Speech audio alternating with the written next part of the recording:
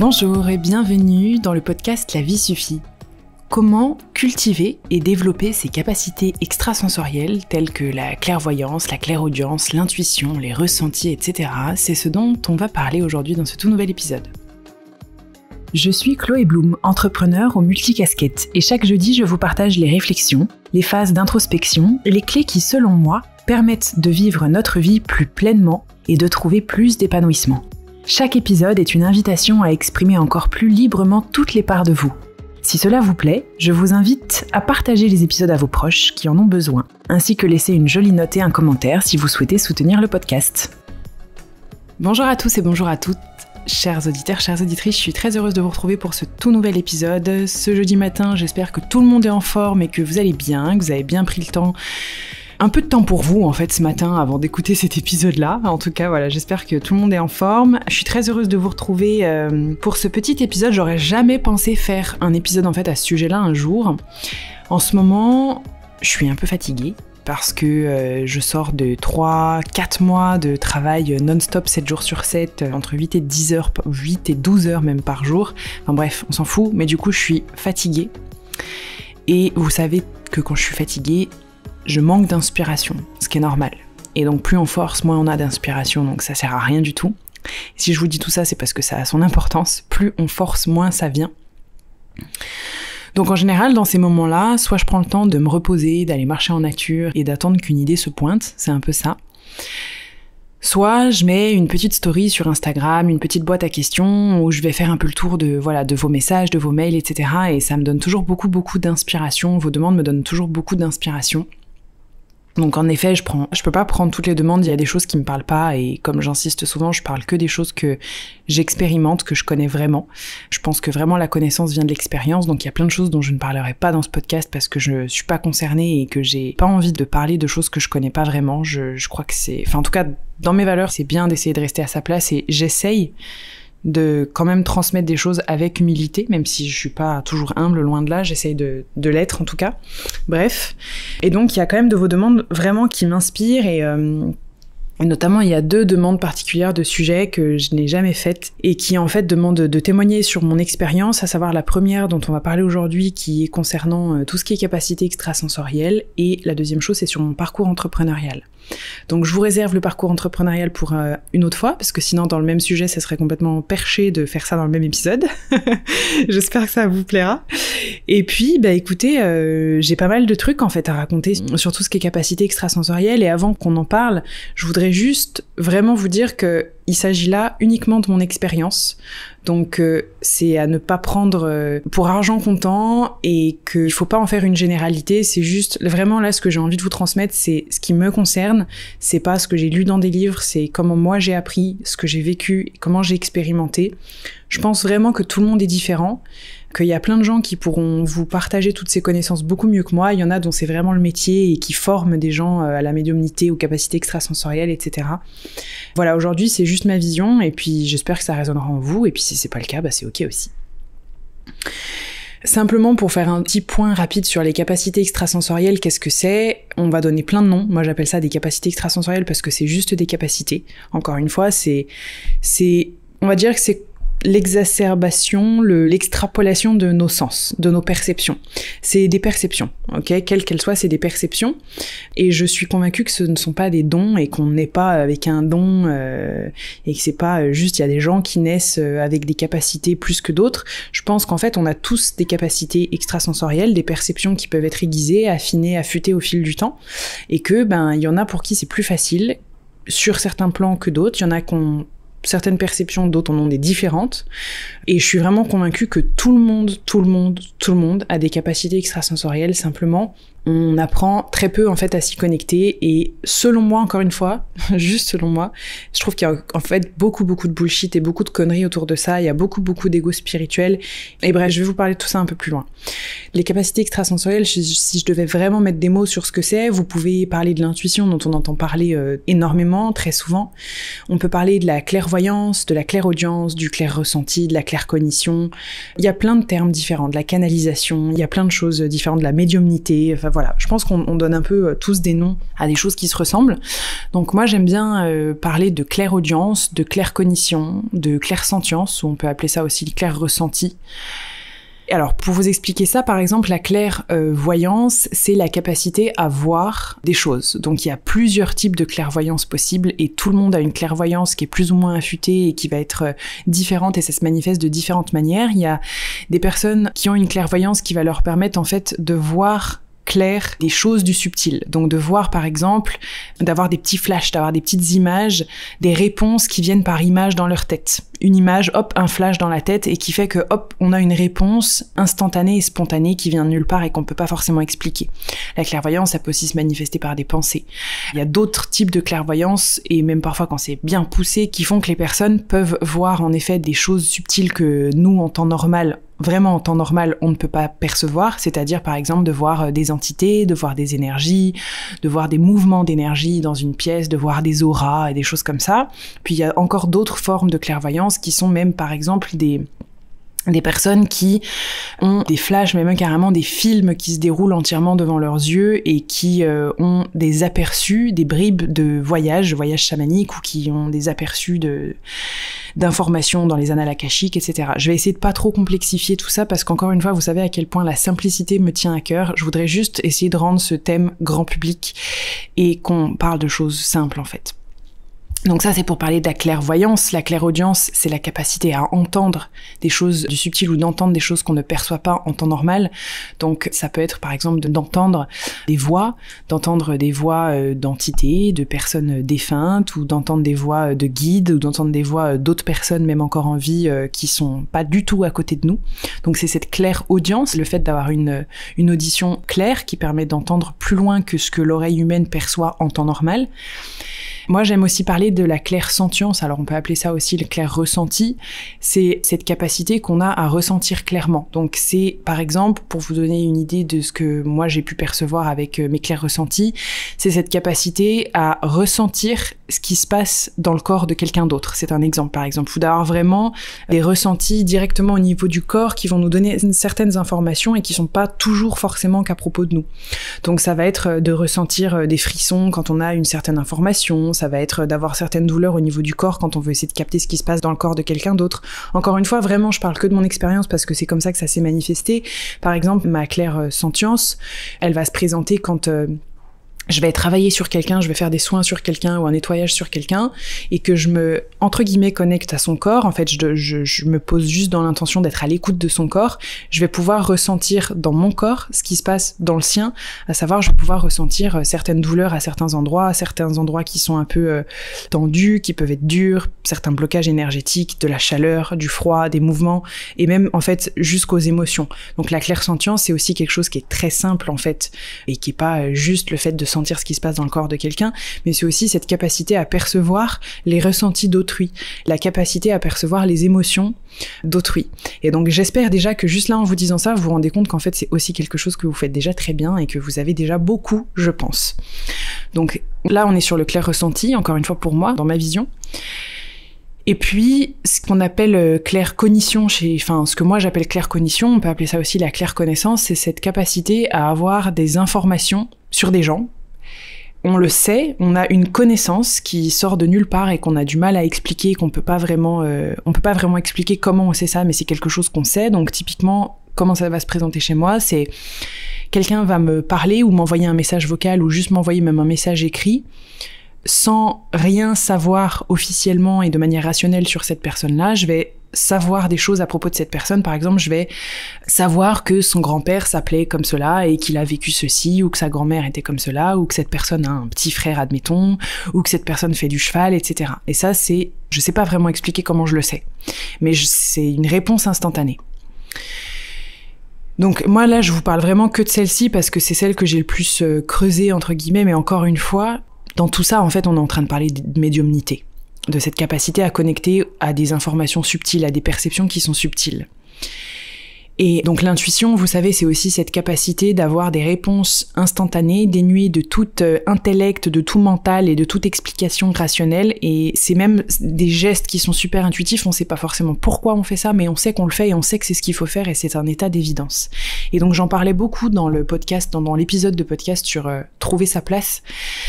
Parce que on touche en fait à la même chose qui est cet état d'évidence. Il y a des choses qui sont complètement évidentes pour nous et on sait pas toujours expliquer pourquoi c'est évident, ça nous paraît juste être du bon sens. Et ma vision, c'est vraiment que quand on est dans cet état d'évidence où ça nous paraît juste être du bon sens, c'est à ce moment-là qu'on connecte le plus à nos capacités extrasensorielles.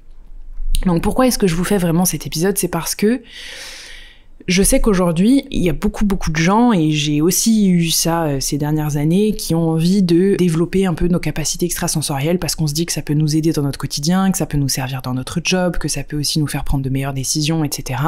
Et puis aussi, je pense, parce qu'on a quand même envie de toucher un petit peu à de l'extraordinaire, à de l'exceptionnel, et puis que c'est quelque chose qui fait un peu fantasmer. Il y a un peu cette vision de « waouh, c'est un peu de l'extraordinaire ». Et j'ai été pas mal frustrée en fait ces dernières années parce que je trouve qu'il y a une vision apportée aux capacités extrasensorielles souvent, pas tout le temps mais souvent, qui est très ésotérique et qui est souvent très élitiste à mon goût aussi. On a l'impression que c'est quelque chose de complètement perché parfois, les capacités extrasensorielles, que faut absolument vivre des trucs de fou pour être clairvoyant, qu'être clairsentient. On a l'impression qu'il faut se mettre les fesses en lotus pendant 3 heures, rouler les yeux vers le ciel, brûler des encens, machin et tout pour être dans sa clairsentience, que quelqu'un qui va être dans sa clairaudience, c'est quelqu'un qui est tout le temps en train de brûler de la sauge autour de lui, donc j'abuse, mais je crois qu'il y a beaucoup cette vision qui est véhiculée, et pas volontairement. Je pense qu'en fait c'est aussi vraiment une idée que le grand public se fait de tout ça, et qui en fait, moi, m'a beaucoup frustrée parce que je me disais, mais en fait, moi j'ai pas de capacité extrasensorielle, ça me parle pas, c'est trop long, ça me parle pas, ça me gonfle de devoir essayer de m'entraîner, d'apprendre avec mon mental, etc. C'est tous ces trucs-là. Ça résonnait pas, et pourtant, plus mes professeurs, mes enseignants et des guides que j'ai pu avoir sur mon chemin me disaient « Mais Chloé, en fait, là, ce que tu fais, c'est de la clairvoyance, de la clairconnaissance, du clair ressenti, etc. » Puis, je voyais bien que j'avais des informations, je ne savais pas comment j'avais accès à ces informations-là, et je me disais « pourtant, je fais vraiment rien d'extraordinaire, et puis je fais pas du tout tous ces trucs qui me paraissent très ésotériques. Non, pas du tout, en fait, ça, c'est juste du bon sens. » Et quand j'ai compris qu'en fait, c'était justement parce que c'était du bon sens, que c'était des capacités extrasensorielles, je me suis dit « Ok. » Donc si j'essayais de plus apprendre avec ma tête, parce qu'en fait, les capacités extrasensorielles, ce sont nos sens, ce ne sont pas ce qui compose notre mental. Donc à mon sens, et encore une fois, il y a plein de gens qui seront pas d'accord avec moi, et l'idée c'est vraiment de vous faire passer uniquement ce qui s'est passé dans mon expérience, et j'espère que ça pourra aussi déculpabiliser, dédramatiser et vulgariser peut-être ça, c'est que on ne peut pas apprendre quelque chose qui n'est pas d'ordre mental avec notre mental. Ce n'est pas possible en fait pour moi. Donc on va pouvoir essayer d'apprendre avec de la théorie, avec du mental, avec l'intellect, tout ce qui est capacité extrasensorielle. À mon sens, ça ne marchera pas et ça ne fera que compliquer la chose parce que toutes ces capacités-là ne sont pas d'ordre mental, elles sont d'ordre sensoriel. Et donc c'est uniquement quand on arrive à mettre notre mental un peu en pause qu'on a accès à ces capacités-là. Et c'est ce qui s'est passé donc pour moi. En fait, la plus grande leçon que j'ai tirée de ces 3 dernières années pendant lesquelles elles se sont beaucoup développées, c'est que on n'arrive pas forcément toujours à avoir accès à nos capacités extrasensorielles parce qu'on essaye d'y avoir accès. En fait, l'accès et la culture et le déploiement de nos capacités extrasensorielles, c'est tellement simple que c'est inenvisageable par notre mental. C'est-à-dire qu'on se dit qu'en fait c'est tellement simple que ça peut pas être possible et que du coup on essaye de faire quelque chose, on essaye d'y avoir accès, on essaye d'y apprendre, on essaye d'y connecter, sauf qu'en essayant, on complique les choses. C'est vraiment ce truc, ce message que j'essaye de me répéter constamment, c'est qu'en fait plus t'essayes, moins tu auras accès. Parce que quand t'essayes, c'est que tu crois que c'est compliqué et donc tu t'es déjà plus sur la bonne route. C'est tellement simple que mentaliser les choses, c'est juste les compliquer, c'est ne plus y avoir accès. Et en fait, on oublie à quel point c'est simple de se connecter à ces choses-là, et c'est ce qui fait que souvent on passe à côté. Je vous donne un exemple concret. À chaque fois que je vais tenir des espaces, donc par exemple dans certains événements, retraites, cercles, hommes, femmes, des breathwork, des choses comme ça, ou même dans certains mentorings que je vais faire avec des entrepreneurs ou quoi que ce soit, moi j'aime bien dire j'allume mon Minitel en gros. J'allume mon Minitel, c'est un peu ça. Mais en vrai, je fais rien. Enfin, en vrai, je fais rien du tout. Je veux dire, j'ai pas de bouton dans la tête on-off. Et puis, je fais aucune visualisation, j'appelle pas de guide, je brûle rien. Enfin, je fais rien. En vrai, je fais rien du tout. La seule chose que je fais, c'est me dire, je vais au plus simple. Qu'est-ce qui me paraît le plus simple et le plus évident? Et dans ces moments-là, mon Minitel est parfaitement allumé et j'ai plein d'informations qui viennent et plein de choses. Et en général, c'est là où il y a, je peux même entrer jusque dans un état de canalisation où il y a plein de messages qui vont arriver, plein de trucs à dire, etc. Alors qu'à chaque fois que j'essaye de connecter à ça et que je me dis ok bon attends faut vraiment que j'allume mon Minitel, mince, il y a besoin d'infos, là il va falloir que je m'y connecte, en plus c'est ça, il faut que je réponde juste, machin, etc. Je n'y arrive jamais. Pourquoi? Parce que je suis en train de complexifier les choses. Je suis en train de les compliquer, alors qu'en fait c'est très très simple. Et à chaque fois que je tiens un espace comme ça, je dois réapprendre à quel point c'est simple et à quel point j'oublie que c'est simple. Et que mon cerveau oublie tellement que c'est simple à chaque fois, qu'à chaque fois il recomplique le truc, et c'est ce qui fait qu'au début de séance, j'ai tout le temps du mal à y avoir de nouveau accès, et c'est que quand j'abandonne que j'y ai de nouveau accès. Donc, j'espère que c'est pas compliqué, je répète beaucoup parce que j'ai vraiment envie de faire passer ma vision de manière assez juste et quand même nuancée. Mais c'est vraiment le truc que j'ai retenu, c'est que c'est beaucoup plus simple qu'il n'y paraît, et tellement simple qu'en fait c'est inenvisageable. Ce qui fait qu'en fait, à chaque fois qu'on est en train d'essayer de développer nos capacités extrasensorielles, qu'on est en train d'essayer de connecter à nos capacités extrasensorielles, pour moi, on est à côté de la plaque. Parce que quand on essaye de le faire, on complique les choses. Et donc, c'est ce que je vous disais, c'est que nos capacités extrasensorielles, c'est un état de simplicité. C'est un état d'évidence. Il n'y a rien de compliqué à faire, il n'y a rien de compliqué à être. Donc, quand on essaye, déjà, c'est qu'il y a le mental et qu'on est en train de compliquer les choses. Donc, comme si on prenait une route au lieu d'une autre, qu'on prenait un chemin hyper compliqué, alors qu'en fait, nos capacités extrasensorielles, elles sont juste devant nous. Donc en fait, déjà, on est en train de passer à côté parce qu'on complique les choses. Et en plus de ça, quand on essaye de déployer nos capacités extrasensorielles, je remarque que c'est aussi parce qu'il y a l'ego qui se met en plein milieu, qui est en train de dire « Ok, il faut que je fasse bien, il faut que je fasse quoi? Qu'est-ce qu'il faut que je sois? Qu'est-ce que je dois incarner ?» En fait, il y a tout l'ego qui se met en place et qui se dit qu'il faut réussir quelque chose, qu'il y a quelque chose de bien à faire et quelque chose de mal à faire, qu'on doit incarner ça, que ça définit qui je suis, que si j'y arrive pas, je suis nulle. Enfin, il y a vraiment l'ego qui va se mettre en travers. Et à partir du moment où on a l'ego qui se pointe là-dedans, donc c'est en fait, moi je veux absolument avoir des capacités extrasensorielles, on est aussi beaucoup dans de l'ego spirituel parce que j'ai envie d'être quelqu'un d'incroyable, d'exceptionnel, et moi je suis un sachant, et moi je canalise, et moi je fais ci, et moi je fais ça. En fait on est vraiment dans de l'ego spirituel, ça se met en travers. Ça se mettra forcément en travers, et pour moi on n'a plus accès à nos capacités extrasensorielles du tout, et c'est là où en fait on devient dangereux. Parce que ces capacités-là, en fait, nos sens, nos perceptions, ne nous sont accessibles avec clarté que quand on arrive à ne pas avoir d'attente et à ne pas se dire « Oh, il faut que je l'essaye d'en avoir ». C'est quand on s'en fout le plus que ça arrive le plus. C'est quand on n'y attache pas d'importance que ça se déploie le mieux. C'est quand on se dit qu'il n'y a rien à réussir que ça se passe le mieux. Vraiment dans ce que j'ai remarqué, et je pense que plein d'expériences seront différentes. C'est quand on n'essaye pas d'obtenir un truc pour être quelqu'un de spirituel ou quelqu'un de fort ou quelqu'un de différent que les choses nous arrivent. Dans ma vision. Donc vraiment, il y a ce truc-là, c'est que à chaque fois qu'on va essayer, on complique, c'est pas accessible. À chaque fois qu'on veut absolument en avoir parce que ça fait quelqu'un de nous plus clairvoyant ou plus dans le ressenti ou un peu exceptionnel ou sachant, ou sachant, il y a vraiment cette posture de sachant, donc presque cette posture de supériorité, ça ne nous est pas accessible parce que c'est l'ego qui se met en travers. L'ego, le mental, etc.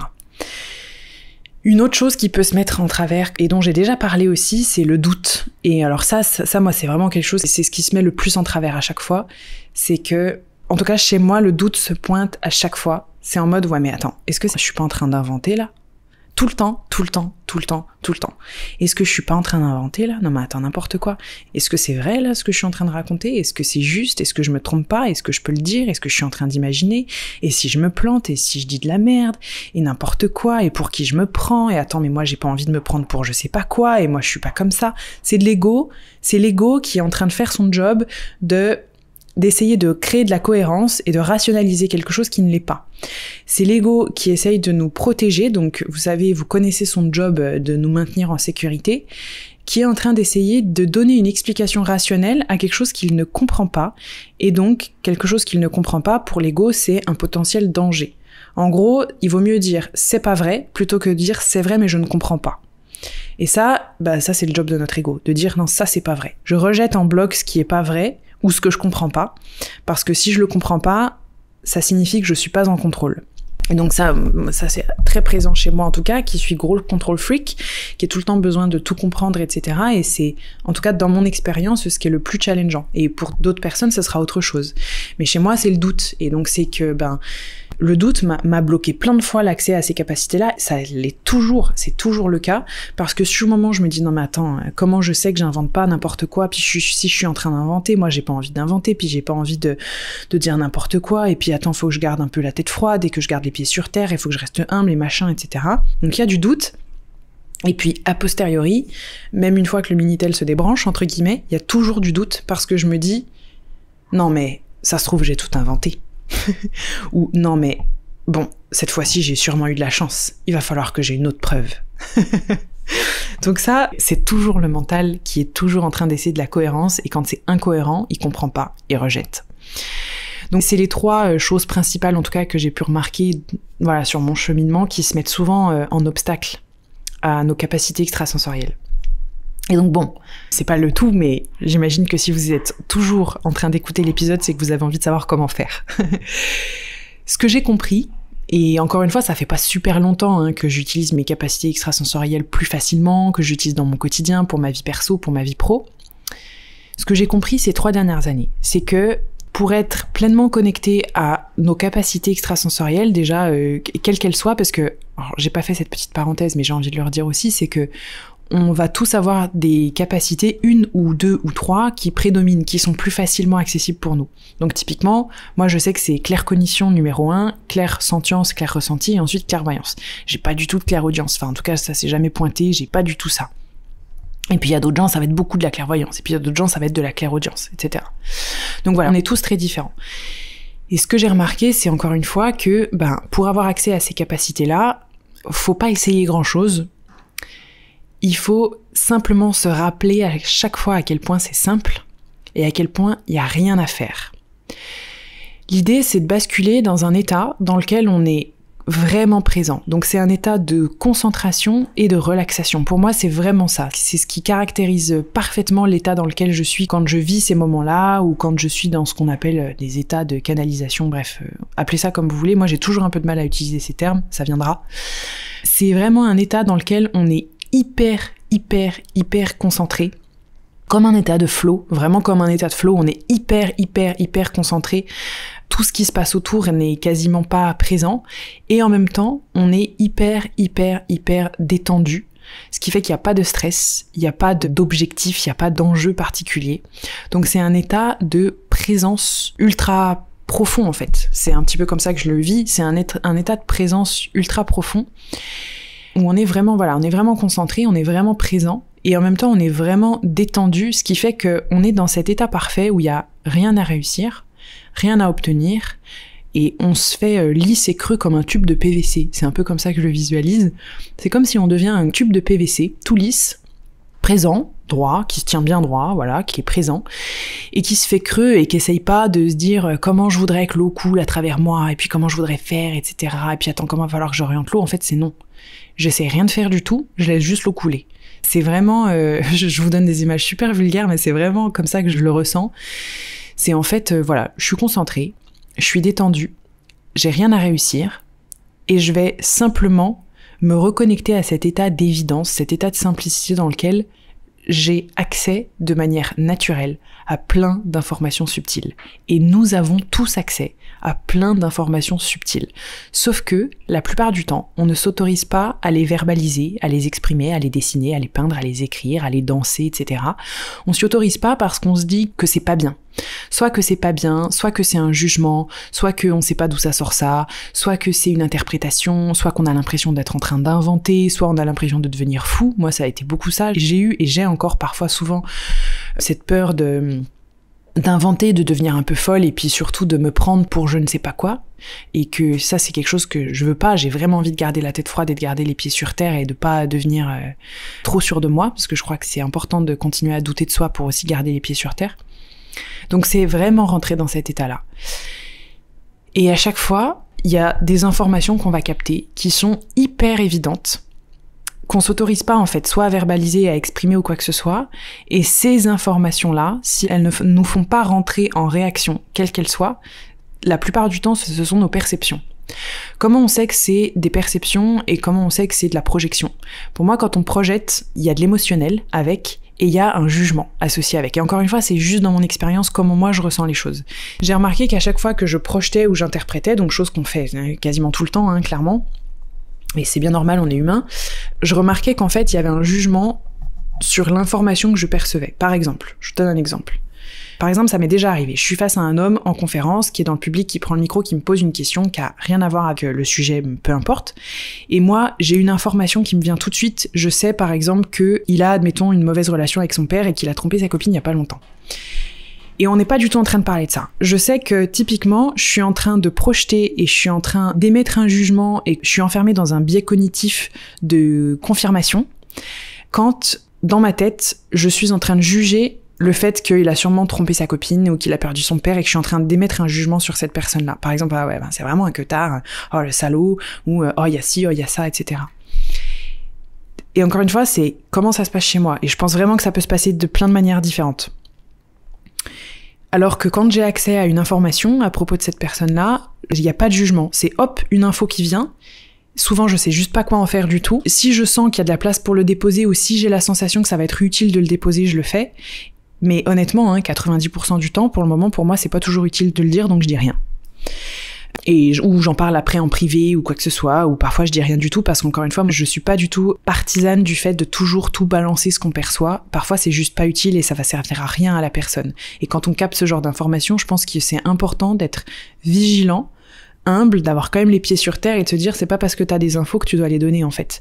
Déjà c'est si on te le demande, et encore une fois, même si on te le demande, je crois qu'il faut que ça soit utile à la personne et que ça sert à rien juste de balancer une info comme ça peut créer du gaslighting, ça peut créer de la manipulation. Il faut faire hyper attention à ce genre de choses, surtout que, encore une fois, on peut aussi être en train d'inventer. Voilà. Donc en tout cas, voilà, pour faire la différence entre quand est-ce qu'on est en train de projeter et quand est-ce qu'on est en train de capter quelque chose, j'ai remarqué que c'est toujours quand il y a un jugement. Donc le jugement, c'est quelque chose qui peut provoquer un peu d'émotionnel chez nous, un peu de réactionnel. Donc c'est, pour moi, dans ces cas-là, c'est qu'on n'est plus du tout dans de la perception, c'est qu'on est vraiment dans de la projection. Et puis autre chose, le jugement, ça peut apparaître aussi, par exemple, toi, j'ai l'information que tu fais trop souvent ça.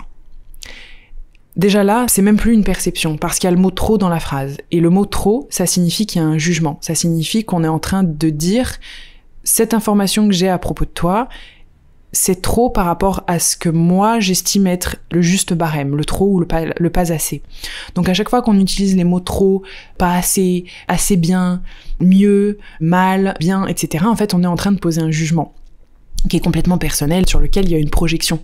On est en train de se dire, en fait, j'ai une info, et en plus de ça, je donne de la valeur à cette information-là. Donc, dans mon monde, en tout cas, ce qui a pu se passer ces 3 dernières années, je me rends compte dans ces moments-là qu'en fait, la plupart du temps, je suis en train de projeter. Et parfois, je suis aussi en train d'avoir ces perceptions-là, mais en tout cas, je sais que je suis en train de les juger. Donc ça veut pas tout le temps dire que ce ne sont pas des perceptions, mais en tout cas ça veut dire qu'il y a un jugement et que du coup, pour moi, on n'est plus dans une posture de tube en PVC tout lisse qui se fait creux et qui reçoit juste une info sans la juger, entre guillemets. Voilà. Donc voilà comment ça se passe. Déjà, j'ai juste envie déjà de préciser ça. Et puis après, vous, pour vraiment vous permettre d'y connecter, il y a plein de manières, il y a plein de choses. Moi, mes enseignants, ils m'ont appris des visualisations, ils m'ont appris à lire une photo. Je me rappellerai toujours, il y a quelques mois ou années, je me rappellerai plus exactement, j'avais un enseignant justement qui en fait nous apprenait à faire des lectures de photos, donc des lectures énergétiques, etc. Donc on avait tout un exercice à faire, donc il fallait regarder la photo, faire une certaine respiration, faire une certaine visualisation, visualiser qu'on projetait les choses, répéter des phrases pour se faire creux, etc. Et puis ensuite regarder la photo, et puis encore une fois c'était juste une photo de la tête d'un homme, on savait pas qui c'était, on n'avait pas d'informations, on voyait juste son cou, sa tête. Et il fallait donner les informations avec cette méthode-là. Donc tout le monde le fait, génial. Et tout le monde fait cette visualisation, etc. Moi ça me parle pas du tout. j'ai juste l'impression que ça marche pas à ce moment-là. Je me dis, en fait, je suis désolée, moi je fais l'exercice comme il faut, ça marche pas, ton truc c'est en train de me gonfler, en plus c'est trop long, je suis nulle et je commence vraiment à me dévaloriser.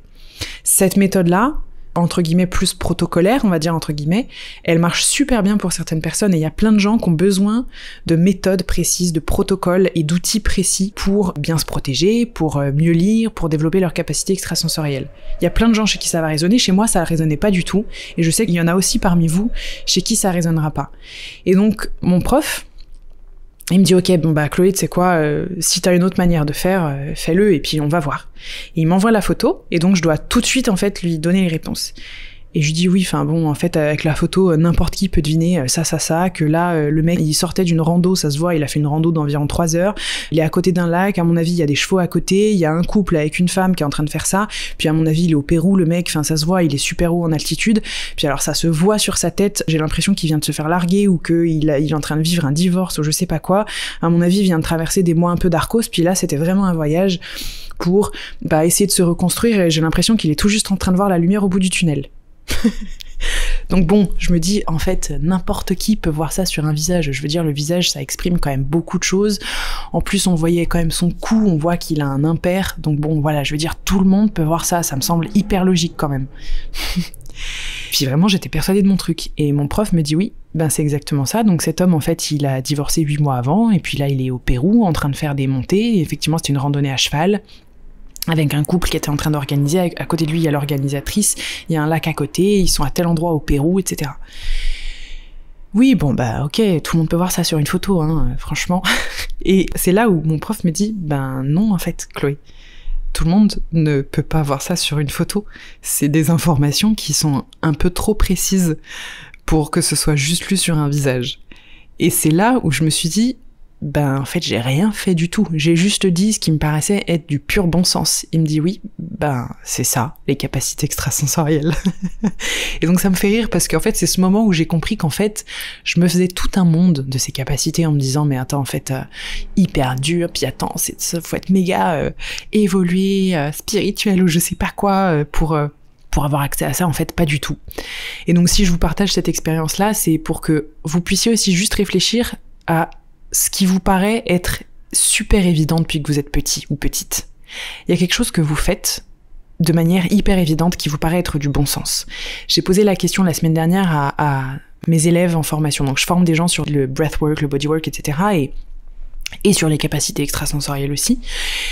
Et je leur pose cette question. Je leur dis, mais qu'est-ce que vous faites de manière super évidente? Essayez pas de trouver un truc perché. Essayez surtout pas de trouver un truc méga subtil. N'essayez même pas de me dire que vous voyez des esprits. C'est même pas ce que je vous demande. Juste, qu'est-ce que vous faites de manière super simple depuis que vous êtes petit, qui vous paraît être du bon sens et qui même parfois peut susciter un peu d'agacement, de colère parce que ça vous gonfle que les autres ne le fassent pas ou que ne le sachent pas alors que franchement, c'est du bon sens et que n'importe qui peut le faire. C'est ce fameux putain de bon sens. Et en fait, ça fait rire, et moi ça me fait rire, et ça faisait rire les élèves, c'est parce qu'en fait on a tous ça, on a tous cette espèce de bon sens et cette évidence. Donc il y a des gens parmi nos élèves qui nous disaient, en fait moi je me rends compte que c'est une évidence, je vois direct les émotions de quelqu'un, quand il y a quelqu'un qui ressent quelque chose, qui va pas, qui est en tristesse, qui est en train de cacher quelque chose, je le sens tout de suite. Et puis je sens tout de suite quand quelqu'un a une douleur, je sais direct où je vais poser mes mains. Et ça me semble être un peu aberrant qu'il y ait des gens qui sachent pas le faire, même des masseurs, etc. Donc là, on est clairement dans de la clairsentience. Il y a une autre élève qui disait, en fait, moi, même quand j'étais toute petite et je voyais ma mère s'habiller d'une manière, mettre un collier de cette manière, etc., je savais exactement pourquoi et c'était quoi l'intention qu'il y avait derrière, alors que j'étais trop petite et je pouvais pas encore comprendre son comportement. Et en fait, c'est voir clair l'intention de la personne. En fait, c'est vraiment savoir certaines choses, avoir certaines infos. Donc, on était dans de la claircognition. Il y avait une personne parmi nous qui était dans de la clairaudience. Il y avait quelqu'un d'autre qui avait un flash. Mon chéri aussi, qui travaille aussi avec moi, qui avait ses flashs, qui me disait, c'est marrant parce que quand je te regarde, quand je travaille sur ton corps, sur le bodywork qu'on est en train de faire, je vois comme une faille un peu bleue, au niveau du cœur. Enfin, voilà. Donc, clairvoyance. Donc, ça commence comme ça. Et en fait, c'est vraiment ça que j'ai envie de faire passer dans cet épisode. C'est que souvent, on se prend trop la tête, mais en fait, c'est hyper simple et que en fait on est connecté à ça depuis qu'on est petit. C'est juste du méga bon sens en fait. Ça commence par là. Puis après, bien sûr, on va les travailler, on va les cultiver, on va apprendre à mettre de plus en plus de la conscience dessus. Donc je dis pas que ça se passe tout le temps comme ça, mais en tout cas au tout début, les prémices pour moi des capacités extrasensorielles, c'est se rendre compte qu'il y a des choses qui nous sont juste évidentes, qu'on sait pas toujours expliquer pourquoi c'est évident, que c'est du bon sens. Chez certaines personnes parmi nous, ça va même susciter de l'agacement ou de l'impatience parce qu'on comprend pas pourquoi les autres le font pas ou ne trouvent pas ça aussi simple que nous. Ça va même créer parfois un peu de rapidité parce qu'on n'a pas envie de s'encombrer de tout un tas de détails. Donc souvent les personnes qui ont clairvoyance ou claircognition, c'est en fait, c'est bon, moi la réponse je l'ai, j'ai pas envie de m'encombrer de tout un tas de détails et de questions, etc. Donc on va droit au but. Et c'est aussi ce que je faisais moi dans mes sessions de mentoring, ou c'est même pour les personnes qui m'ont déjà vu en conférence, c'est exactement ce qu'on fait quand on fait circuler les micros pour poser des questions. Je réponds rarement à la question qui m'est posée, je réponds souvent à celle qui est en dessous, parce que j'entends la question en dessous. Bref, donc je suis pas du tout exceptionnelle en fait, n'importe qui le fait. N'importe qui peut faire tout ça, c'est juste encore une fois que je crois qu'on met pas beaucoup de conscience dessus et qu'on s'imagine que c'est un truc de fou alors que c'est hyper accessible. Donc réfléchissez déjà peut-être un peu à tout ça, ces petites choses pour lesquelles vous avez vraiment juste du bon sens et ce qui vous paraît être super évident. Et puis c'est tellement évident pour vous que vous trouvez ça vachement cohérent. C'est comme pour moi avec l'histoire de la photo où je me dis oui en fait c'est juste du bon sens, c'est hyper cohérent, c'est logique. Si vous prenez un tout petit peu de recul, et que peut-être vous en parlez avec des personnes de votre entourage, vous verrez qu'en fait c'est pas si cohérent que ça, et que ce qui vous paraît évident en fait c'est absolument pas évident pour tout le monde, et que ça peut favoriser dans votre vie peut-être parfois l'intelligence relationnelle, donc vous arrivez très facilement à capter, faire des relations parce que vous savez exactement peut-être comment aborder certaines personnes, comment elles se sentent, etc. Ça peut peut-être même développer votre intelligence émotionnelle, vous captez facilement l'intelligence, ça peut développer plein de choses, votre sensualité, votre rapidité, votre travail, en fait, c'est vraiment ça où moi, ces 3 dernières années, je me suis rendu compte qu'en fait, j'aurais jamais construit ce que je suis en train de construire professionnellement sans mes capacités extrasensorielles, clairement. Je me rends compte qu'en fait, je les ai utilisées pour tout, pour avoir des idées, pour créer ces podcasts, pour créer des contenus, pour faire des accompagnements, faire du mentoring, pour des tas de choses, en fait. J'étais pleinement là-dedans. Sauf qu'on banalise, on croit que c'est bon, tout le monde le fait. Et en fait, c'est déjà ça. Et oui, tout le monde le fait, mais personne met de la conscience dessus, et c'est dommage. Donc ça, c'est le début. En tout cas, c'est comme ça que ça s'est passé pour moi, et puis petit à petit, j'ai mis de la conscience dessus de plus en plus, donc je rigole parce que je dis que c'est mon Minitel.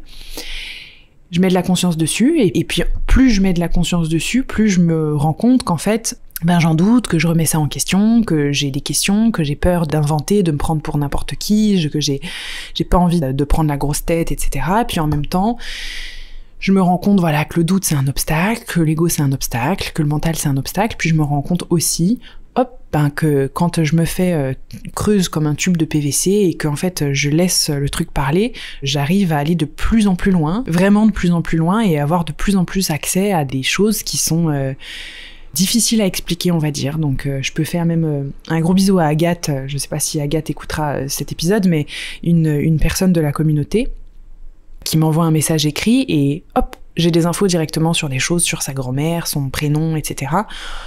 Ça, je veux dire, il y a quelques années, j'y avais pas accès à tout ça parce que je mettais encore pas de conscience dessus. Donc en fait, c'est juste de l'entraînement, c'est comme un muscle, pour moi, c'est vraiment ça, c'est juste de l'entraînement, ce qui fait que ça devient presque instinctif et que le mental va bloquer de moins en moins. Et je pense qu'il y en a même parmi vous qui étaient sûrement connectés, qui ont sûrement déjà été connectés sur des lives de la Bloom Academy où c'est ce que je faisais, où avec juste un prénom, je pouvais avoir certaines infos, avec une photo maintenant, je peux faire des choses. Donc voilà, c'est juste vraiment avec de l'entraînement, et puis en fait, vraiment tout le monde, encore une fois, peut y arriver. Donc si je vous explique tout ça, c'est encore une fois pas pour vous dire, ouais, regardez à quel point je suis forte et je suis spirituelle et machin.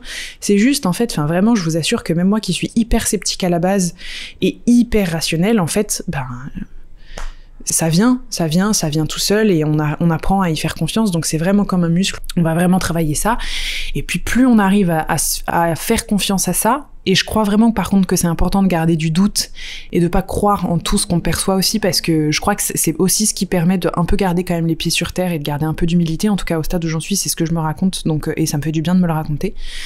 Mais voilà, c'est plus on va se faire confiance pour exprimer nos perceptions, plus ça va être facile. Et quand je dis exprimer, je dis pas juste verbaliser, parce qu'en fait, je crois aussi qu'on a tous des forces différentes. Déjà, on a tous des capacités extrasensorielles différentes, mais je crois aussi qu'on a tous des forces différentes par rapport à nos capacités extrasensorielles, c'est-à-dire qu'il y a certaines personnes qui vont pouvoir en fait écrire ce qu'elles sont en train de capter, de percevoir. Il y en a d'autres qui vont pouvoir le ressentir, il y en a d'autres qui vont pouvoir le dessiner, il y en a d'autres qui vont pouvoir le chanter, il y en a qui vont pouvoir le danser, et il y en a qui vont pouvoir le verbaliser.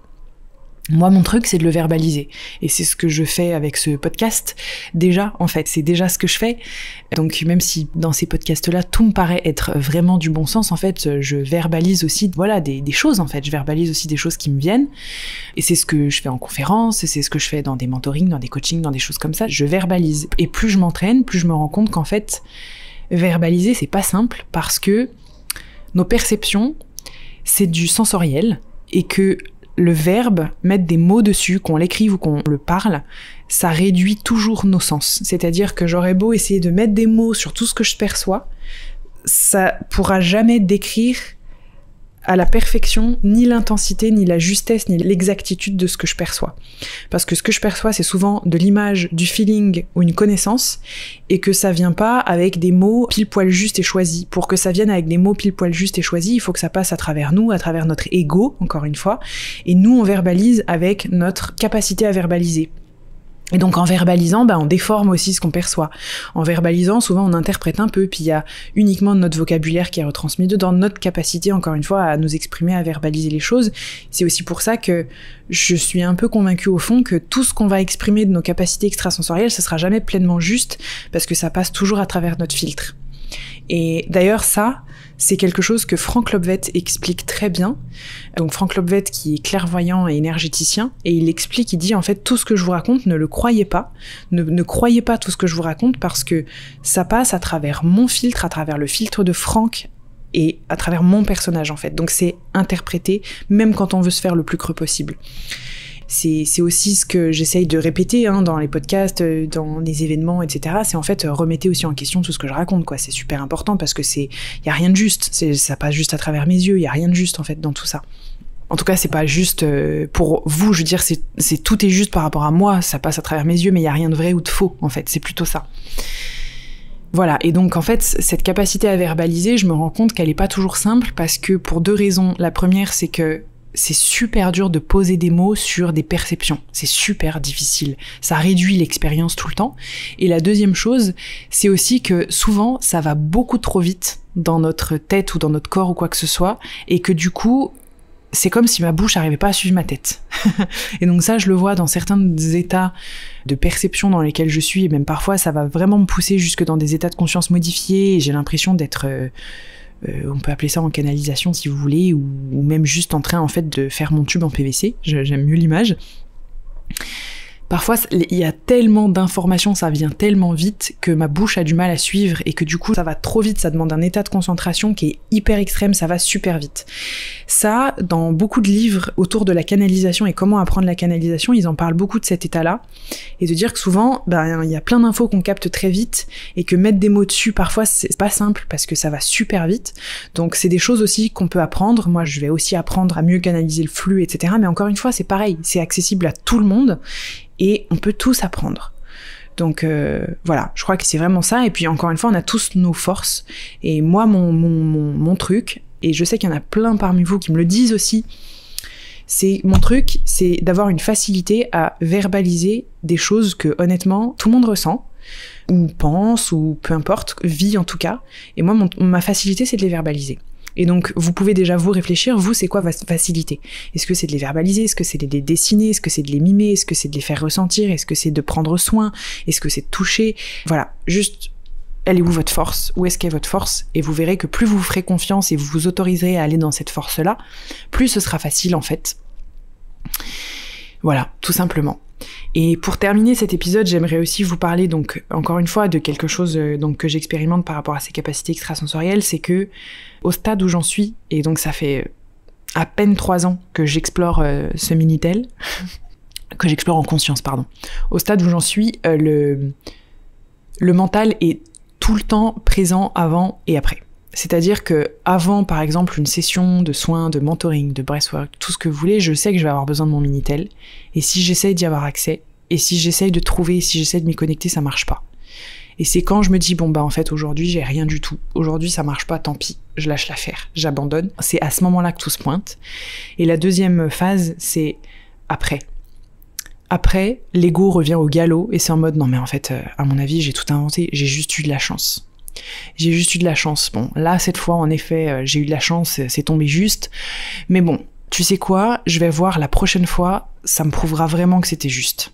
Et puis en fait, c'est tout le temps, j'attends tout le temps la prochaine fois.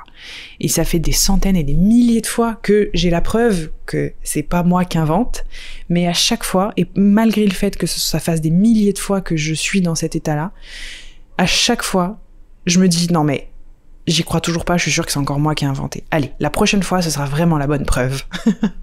Et ça, c'est l'ego, le mental qui rationalise, qui remet tout en question, qui doute et qui doute et qui doute. Donc, à force, je me suis fait une raison et je me suis dit, bon, bah, c'est pas plus mal de continuer à douter, hein, ça me permet aussi de pas me prendre pour la reine d'Angleterre, mais c'est assez dingue, donc je sais pas s'il y en a aussi parmi vous qui vivent ça, mais c'est vrai que c'est assez dingue, et puis même quand j'ai des preuves qu'on peut pas inventer, enfin, je me rappellerai toujours, je suis intervenue dans un cercle d'hommes, sur un atelier avec mon chéri, donc Chris, mon chéri, fait des cercles d'hommes qui sont géniaux, franchement c'est fou, et une fois j'ai assisté à un atelier, donc j'aidais à tenir cet atelier-là, justement sur du nettoyage, du shadow work, etc., et donc, bah en fait à ce moment-là j'ai besoin de mon Minitel. Et je connais pas les participants, j'ai aucune information sur eux à part leur prénom, puis en fait j'ai des phrases qui me viennent, et d'un coup il y en a même un à qui je dis non mais en fait je suis pas ta sœur. Je sais pas pourquoi je dis ça, mais je sais que c'est bon, bah c'est l'information, je dois le dire. Et bam, vraiment là l'information ça tombe juste, bon il se passe ce qui se passe, puis à la fin on en rediscute, effectivement il y avait vraiment un truc avec sa sœur, en comparaison avec moi, machin, enfin bon bref, je faisais penser à sa sœur et tout. On s'en fout, c'est pas le but, mais c'est que du coup ben là, je pouvais pas inventer. Donc en vrai j'aurais pu me dire ah c'est bon là j'ai vraiment eu la preuve que j'inventais pas, mais vous pouvez être sûr qu'une heure après la fin de l'atelier, je me disais non mais en fait j'ai juste eu du bol, j'ai dit ça comme ça, j'avais une chance sur 2 qu'il ait une sœur, bon voilà quoi, non peut-être une chance sur 3. Une frère, une sœur, et puis pas de frère et sœur. J'avais une chance sur 3 en fait qu'il ait une sœur. Donc voilà, j'ai juste eu de la chance, puis je vais essayer de trouver de la cohérence et me dire non mais en fait n'importe quoi. Et rebelote, et rebelote, et rebelote. Donc ça va se passer, et je pense que c'est aussi un système de survie qui est assez normal.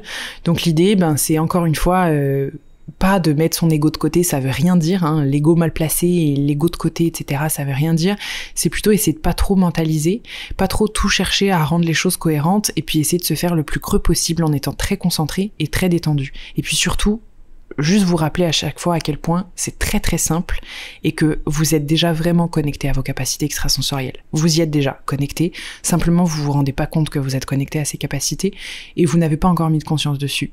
Donc réfléchissez un peu à tout ce bon sens et toute cette évidence que vous avez depuis que vous êtes petit ou petite, et partagez-les moi en commentaire. Je serais hyper heureuse de vous entendre. Franchement, ça me ferait vraiment plaisir parce que si je suis tout à fait honnête, j'avais vraiment peur de faire cet épisode parce que j'ai toujours peur que ça soit un peu trop perché, que ça parle pas à trop de gens. C'est hyper intime comme témoignage parce que c'est une facette de moi que j'expose pas du tout côté grand public. Et puis que je suis toujours en apprentissage, puis qu'en vrai je peux vraiment me tromper, puis qu'encore une fois il y a plein de gens qui le font beaucoup mieux que moi d'en parler avec des infos beaucoup plus justes et beaucoup plus exactes. Donc voilà, c'était un peu stressant, mais j'espère en tout cas, j'ai aimé quand même me prêter au jeu. J'espère que ça aura pu vous plaire, j'espère que ça aura pu résonner, j'espère qu'on a démystifié aussi tout ça et que vous vous rendrez compte qu'en fait, c'est pas du tout aussi grandiose que ce que ça l'est et que ça vient, en fait. Voilà.